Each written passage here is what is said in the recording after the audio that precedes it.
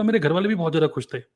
और मेरी सैलरी थी 11,500 रुपए, सिर्फ 11,500 रुपए इन हैंड, ठीक है? और मतलब उस टाइम पे माइंड में ये नहीं था कि यार क्या खाओगे, कितना रुपया आ रहा है, कितना रेंट पे करोगे, ये सब, क्योंकि मैं तो उस टाइम पे घर वाले उत्तरांचल में थे, ठीक है?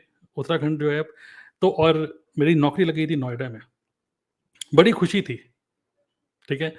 पापा भी बड़े खुश, मम्मी भी खुश, हर कोई खुश।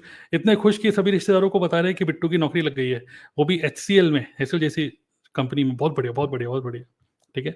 उसके बाद नोएडा में मेरी कुछ ट्रेनिंग वेनिंग हुई और उसके बाद फिर हमें भेज दिया गया चेन्नई।